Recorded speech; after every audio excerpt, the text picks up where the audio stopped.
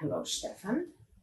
Hello, Jelena. Nice to meet you. Nice to meet you. I'm very happy that you decided to take part in my show, and November is completely dedicated to connection between pandemic and what we consume in fiction during the pandemic and how it reflects our coping with this new situation. Humanity found itself in a place usually reserved for fiction, movies, and various what-ifs. Somehow it seems like we entered the movie Contagion by Steven Soderberg.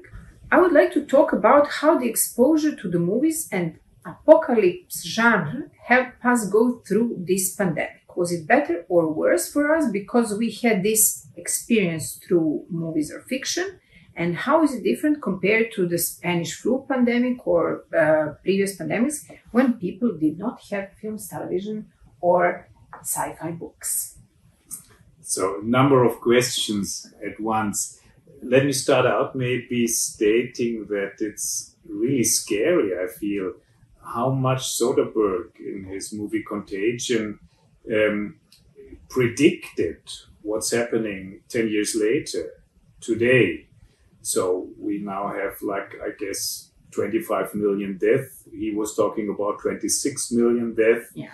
And we have very similar mechanisms of the pandemics. It's a bit faster in his movie than it's in reality, but in the end, very similar processes occurred. So your next question, I guess, was about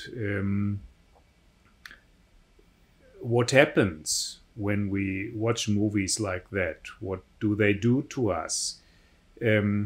Why do people watch these horror movies, I would say, in a way? Why do they enjoy it? And here we can use a concept of Michael Balint. He was a pupil of Sigmund Freud, a psychoanalyst in the mid of the 20th century. And he coined the term Angstlust, which means we enjoy feeling the affect of fear. And of course, this happens in a specific situation where there is no real threat to our lives, or we feel we can control the threat. So watching a movie like Contagion from a secure perspective, where you don't have to be afraid to get infected or to die from a pandemic, creates some feeling of joy about your own safety and maybe about your own grandiosity, that you are able to control what the movie characters are unable to control. So we are happy that we are not the ones who have to suffer that fate. And maybe there is some kind of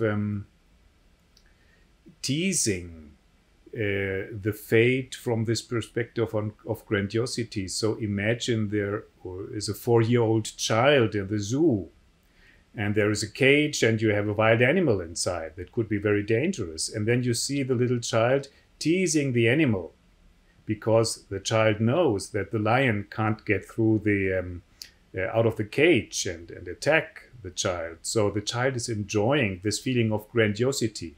I can dare to tease the lion without the threat of being attacked. Or consequence. Of course. Yes. And what I wanted to ask you regarding Contagion, it is very interesting that when COVID started, Contagion was made in 2011, if I'm not wrong.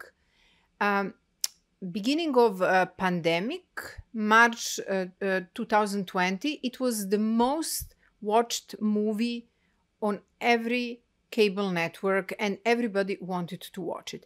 Why do you think that people immediately went to see Contagion? Whether it was because of it was, of course, the start of various conspiracy theories, because people said, well, Soderberg already predicted that in some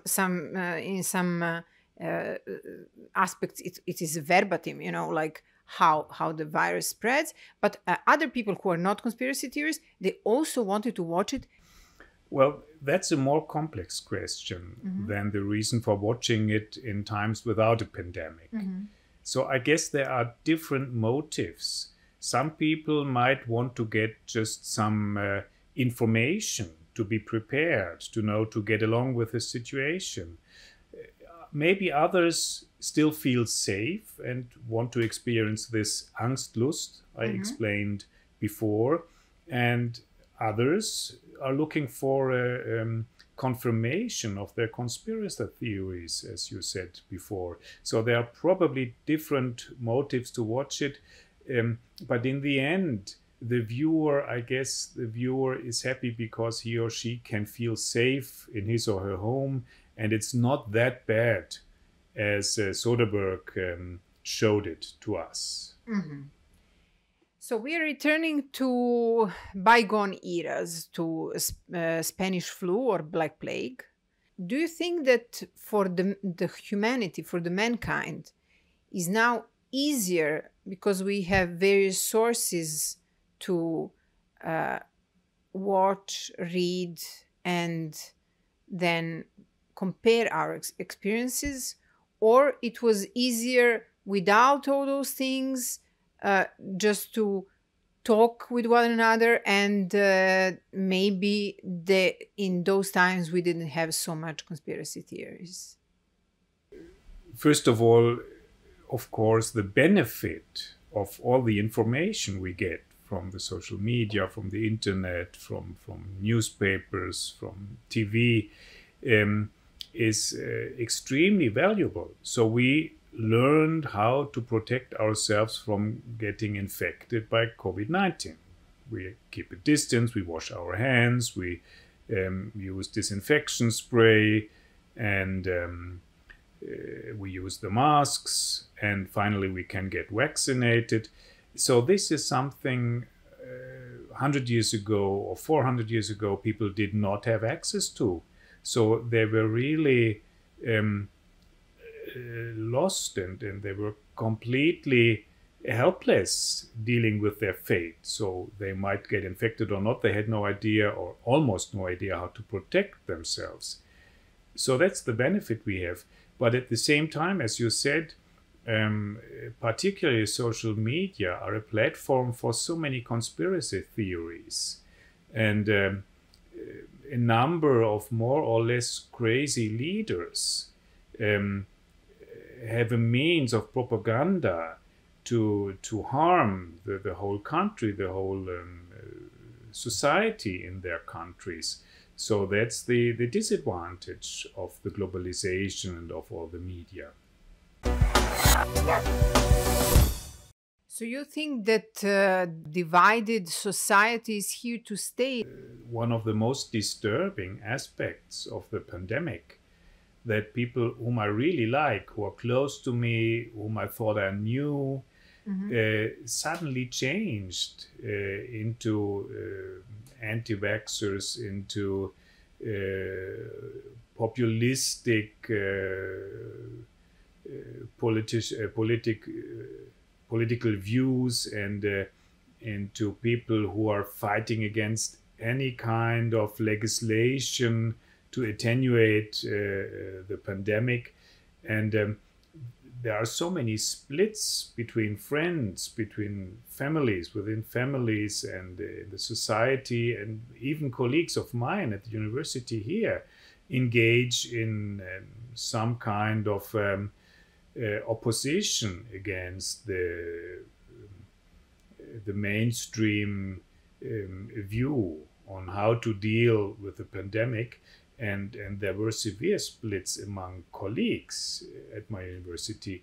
And I try to understand from my profession, from a psychopathological, psychoanalytical point of view, how does this happen? What are the mechanisms behind it?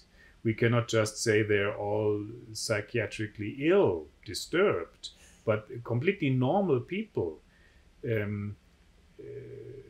change completely, and then these splits occur, and I think this will last for quite a time, and I think this might be a topic of books and of movies and of the arts in general.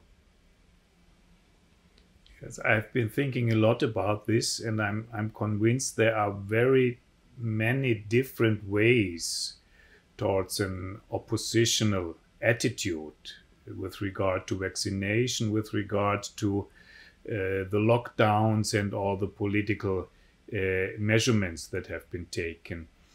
So first of all, maybe I should state that I'm vaccinated. I'm convinced that all these measurements are reasonable, maybe some more, some less, but basically it's a way to protect our society, to protect people's lives. And if this is possible, I think we should do it. So first of all, we know that about 30% of the community, and this is true for most of the countries in the world, suffer from a psychiatric disorder, which means 70% usually do not. And this is what I term normal. Of course, it's maybe not the best term, but I would say without the diagnosis of a psychiatric disorder. And in Austria, we have about 38% of people who don't want to get vaccinated. So it's more than those who have a psychiatric disorder. And among those who are suffering from a psychiatric disorder, many want to get vaccinated. So there will be quite a big proportion of those who don't get vaccinated who are not diagnosed by a psychiatrist.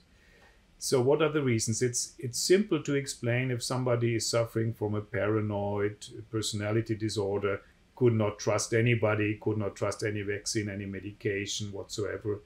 It's easy to explain if somebody is narcissistic, would say, I am so grandiose, this virus can't harm me, so I don't care for the others, so what's the problem?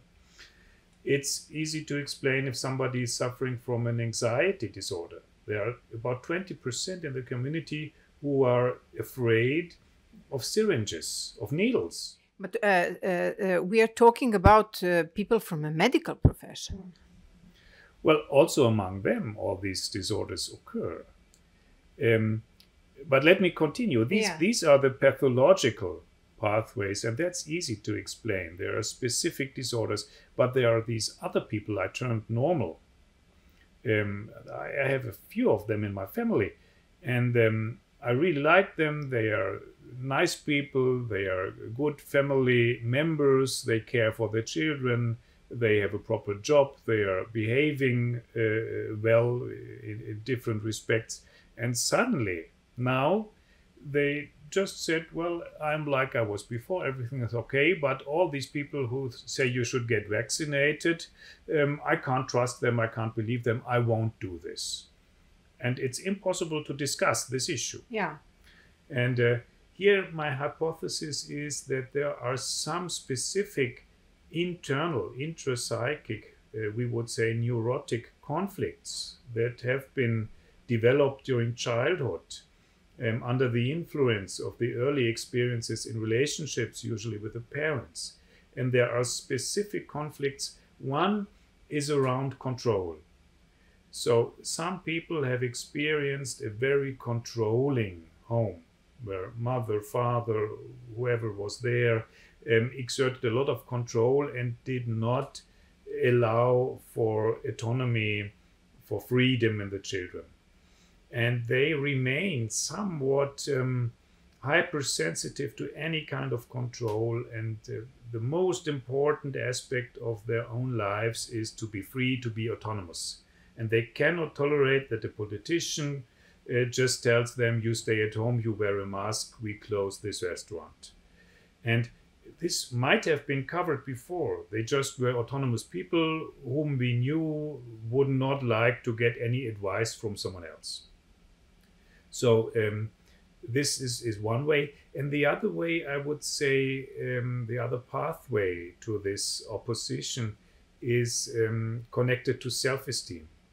So if I have something that we call narcissism, but not on the pathological side, but rather towards the normal, more normal side, people can live without any symptom, without any disorder, can just be concerned with their self-esteem, so that they ask themselves many times a day, am I good enough? Am I doing well? Shouldn't I be better? Are others thinking about me that I should be better, that I'm not good enough, that I'm the best?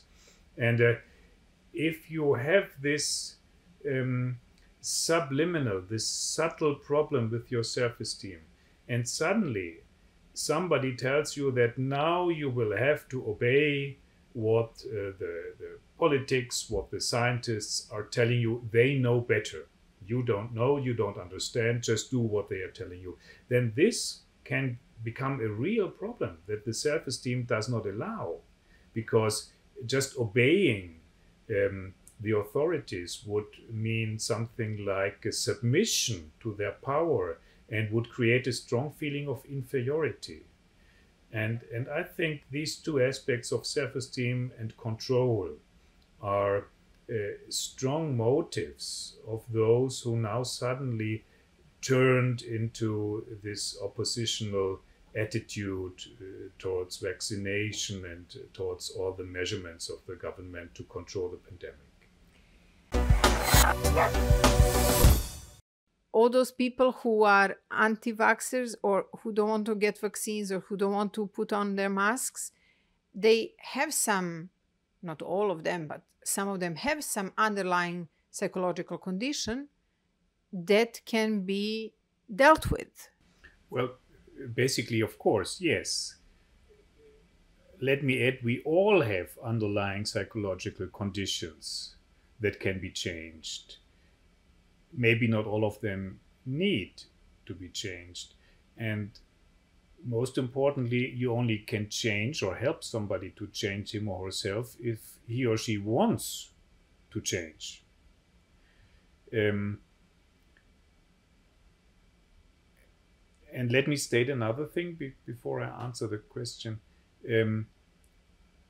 Of course, we all have bosses, but there are many different ways to have a boss. I was just thinking of a colleague from another university who was a medical doctor too, and he turned into a completely populistic anti-vaxxer and anti-governmental activist. And I know him for many years, and I know that he dealt with having a boss in a very special way, that he was always looking for a niche, for a certain distance towards the boss, and that he always quit jobs or left situations where he was too much under control of a boss, because he felt this was an inferior position he couldn't tolerate. And I think many people function well in niches like this, and when situations change, then they suddenly either run away or quit their job or develop some symptoms, some psychopathology. Have you had somebody saying, okay, doctor, I want to overcome this fear of vaccine, and have you dealt with this type of case?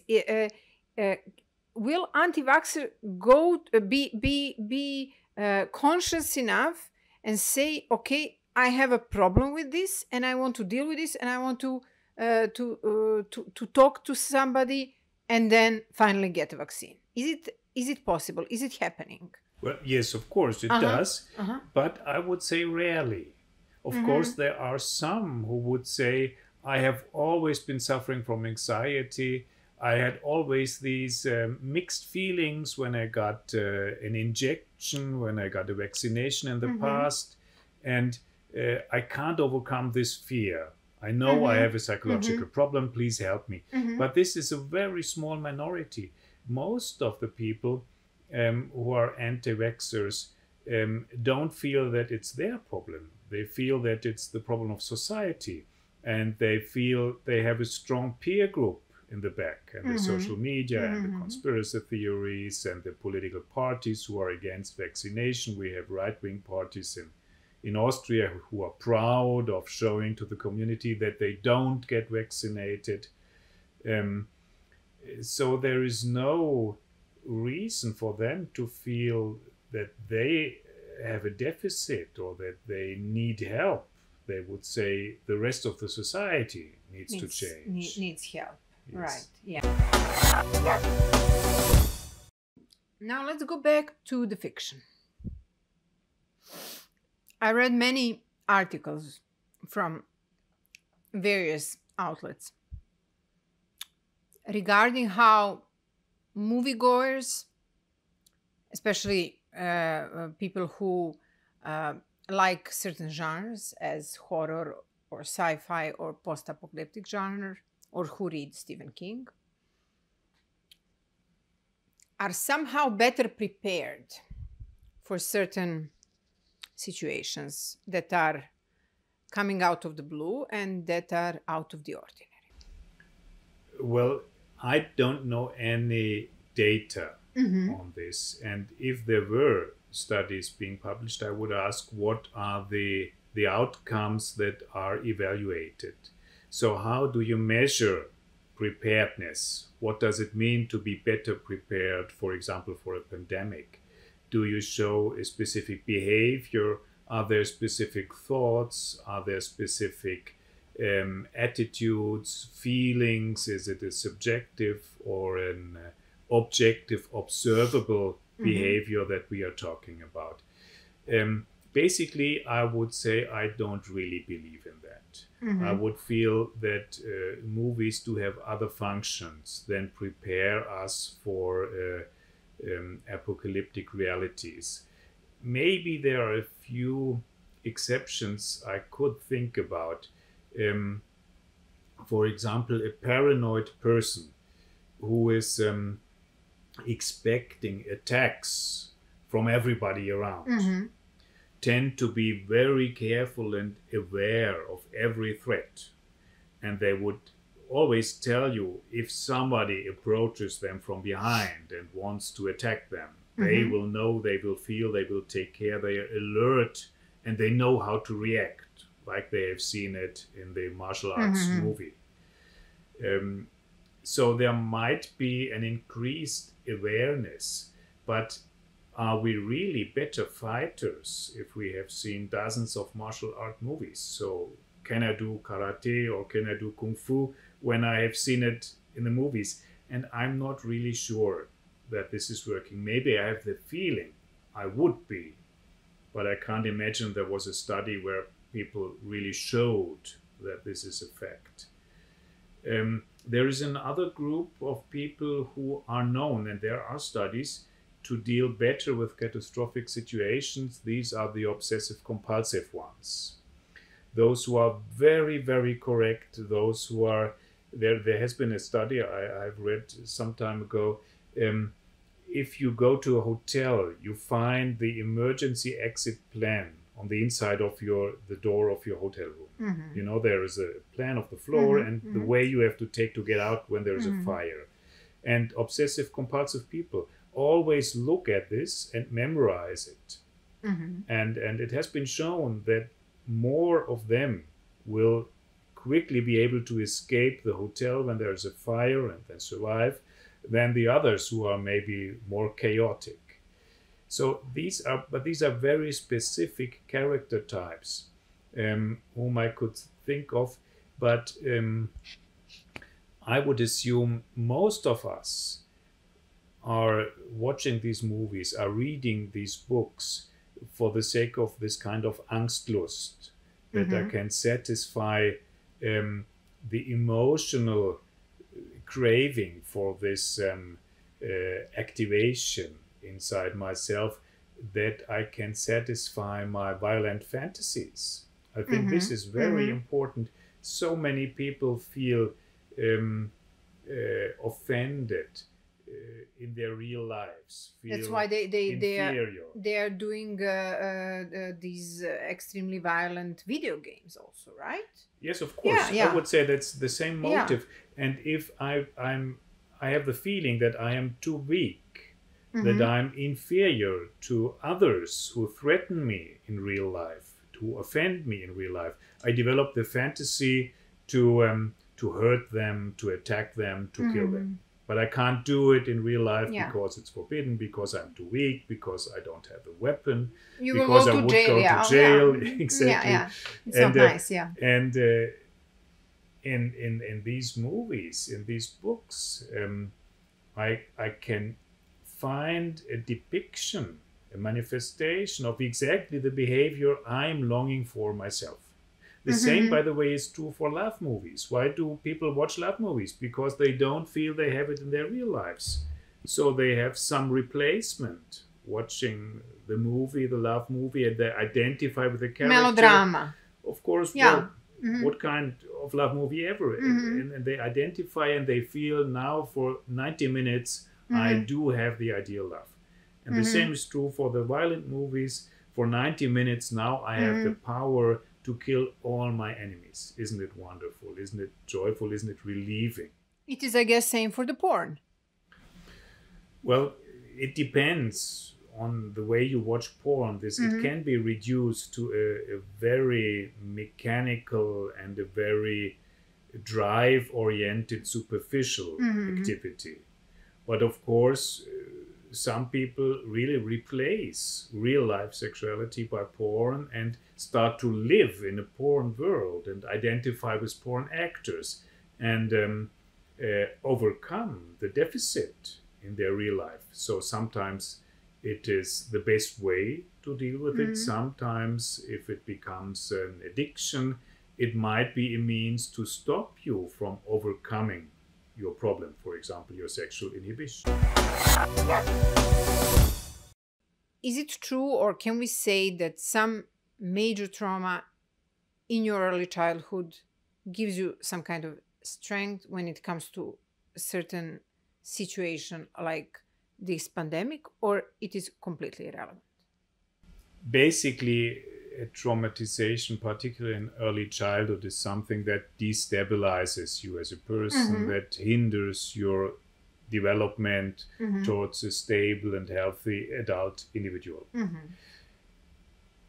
And many of the traumatized individuals suffer from symptoms, suffer from psychiatric disorders, and need psychotherapy, need psychiatric help. Luckily, most of the experiences, of the aversive experiences we have had in our lives can be overcome, or at least counterbalanced, can be dealt with. Some people manage to do by themselves, others use psychotherapy or a healthy relationship. And then, of course, the experience can change into some kind of resilience that you have learned, that you can manage to overcome difficult situations, traumatic situations, and that you feel you are stronger, you are prepared in a way. But I would say this is not due to the trauma, but this is due to the healing, due to the cure of the trauma that you managed to achieve, and many people cannot achieve it that easily. And what's the mechanism that many people use to deal with a traumatic experience? One of the mechanisms is to split off the emotions, to learn to leave. Some would say, I leave my body, I look onto myself, onto the threatening situation from above, from the outside. And so this is a way to protect, like when you're your dead. own. Yes, it's a way to protect your own psychological survival. And if you learn to make use of this ability to split off specific parts of your inner experience in critical situations, of course, it is a way to deal with it. And if you can regulate the amount of splitting off emotions or specific memories or whatsoever, then of course you are well adapted to difficult situations. But if you cannot regulate, if you just can do all or nothing, then you might end up in a situation where you lose all your feelings and where you just live like a robot on a very small island without any social contact, without any stress, and you function well on this little island, but you would decompensate if you had to manage other kinds of stressors, like meeting people, like working a different job, and so on. So it's a small fine-tuning. Yes, and you need, I would say, you need quite a lot of healthy and well-functioning aspects of your personality to make use of these abilities in an adaptive way. But then, of course, you are prepared in a specific way. Can we use the idea of watching ourselves from above or from under or from the side as characters in the movie? Is it easier, for example, when this type of crisis hit, that what would some intelligent major character, a hero, do in certain situation, and then we say yes, he would follow what the top doctors in the world are saying, he would be very smart. Can we become heroes of our own movie about pandemic? Interesting question. I wouldn't say no. I just would say maybe it's what you just described is a preliminary step to use a movie character as a role model and to explicitly think, what would James Bond do in this moment? I will do the same. But I don't think this really works for a long time. So either you fail because you're not James Bond, or you internalize, you identify with some specific aspects of this movie character and integrate it into your personality. So, for example, when I remember books I read in puberty when I was 15, 16, 17 years old, and there were specific characters. I loved Thomas Mann, and I feel I adapted some aspects of their personalities and played with them, tried to behave like them, and then I recognized, so this does not fit for me. And maybe some of these aspects of the characters' personalities I kept and integrated into my personality. So Thomas Mann might have changed my development in a specific way.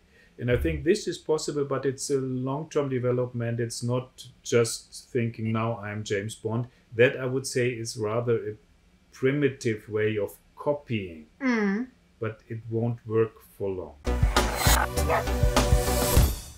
In all these movies, each and every one, or TV series, when somebody is on some kind of government mission, they put tracker in him or her via some syringe that is usually placed here. So nobody is asking what is in that tracker, because people believe that their respective governments are giving them something that they want, that is not going to blow their brains. Yes. And that's interesting. Yes, that was my second thought. Now you remind me of that. There is a concept by a British psychoanalyst called Peter Fonagy, which is called epistemic trust, and he feels this is a very important ingredient of a personality's ability to grow to a mature personality. Did you learn as a child to trust in what your parents or your relatives told you is going on, is the reality? Or did you learn to mistrust that they lie at you? So that when my mother tells me, you are tired, you want to sleep, and I feel I'm completely awake. So whom should I believe? My mother, who should always be right, or my feeling that I'm not tired at all? And of course, it's about more important issues when it comes to abusive behaviors, and parents tell the child, this is what you like too. And the child feels, no, I don't like it. It's painful. I hate it. And In contrast, empathic parent figures will always be able, not always, most of the time, be able to tell the child what is really going on. And the child learns to trust in what other people tell the child about the reality. And I feel that probably many of the anti-vaxxers did not receive these experiences, did not develop this epistemic trust. So that's why they have the idea they could inject something into me, like this little receiver or sender or whatever, microchip, and that could be harmful.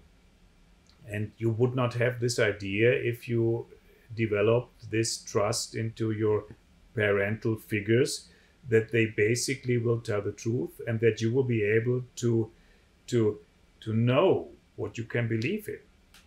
Is Fauci, for example, like a father figure to the Americans? So when the father figure tells them, yes, you put on the mask, take Moderna vaccine, everything will be all right, then they say, no, my father was lying to me, so I don't want to do that. Well, that's an interesting question. I feel inclined to say yes. And I would assume that those who believed Donald Trump instead of Fauci had father figures who were similar to Trump and grew up in a climate where you could never be sure whom you could trust. And we know that's true for Trump himself. And others that learned to believe in a father figure who shows you some real concern. And that's what Fauci did. And if you learn to trust in someone, you learn to tell one from the other, and you learn to trust in the one you feel who wants to give you something helpful, then I think you will follow his advice. Yeah. So it was very nice. Thank you very much. I think I've learned a lot, and I think my viewers learned something. I hope it was nice for you too. Thank you so much, Jelena. It was a pleasure. Thank you.